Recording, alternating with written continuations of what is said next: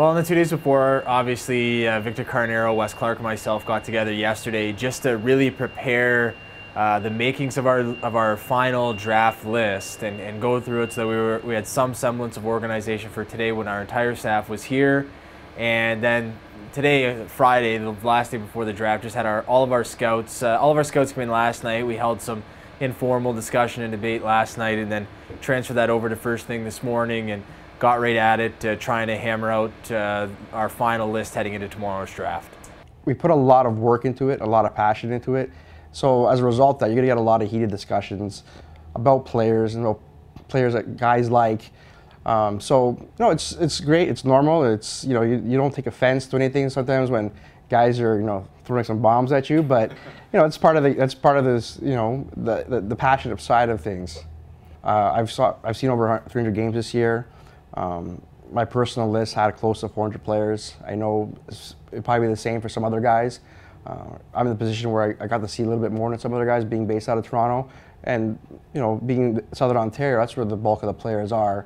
For example, like an area guy would probably see a team roughly 20 to 30 times, especially one of the higher end teams.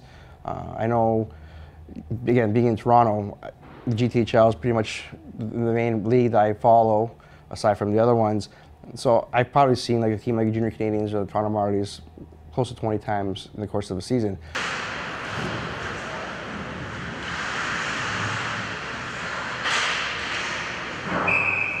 One of the main things I think that bothers me, Ryan, is that when we get into the draft and we get into the last couple days before, and we're really debating the small, tiny details that separate players, and most importantly, what can separate them from being successful with us. One of the issues that I find is that a lot of our staff and everybody in hockey, and even myself, am guilty of it, just throwing out various different narratives and words that we use to describe players, and we're just labeling them with narratives rather than really detailing what exactly those players do on the ice and how they can help us. So it's one of the things that frustrates me a little bit, is when we start to build players into something using words and terms that are popular in hockey, and not so much really describing that player and how they, why they should be where they are on our list, why they should be up or down, or why we should be looking to select them and become Soo Greyhounds.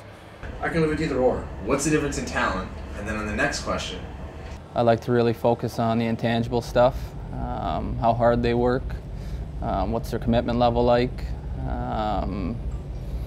do they have that total package of really understanding what it really takes to exceed at this level and then succeed at the next level, and so on. So building a program and building that foundation has been very important. So every year the draft becomes that much more important, so you can have that extended success, right? And we're not trying to have success for 1 year, we're trying to have success after season after season after season. So yeah, the draft this year is very important for us, and it can pave the way for 2-3 years down the road. So it's an exciting time for us.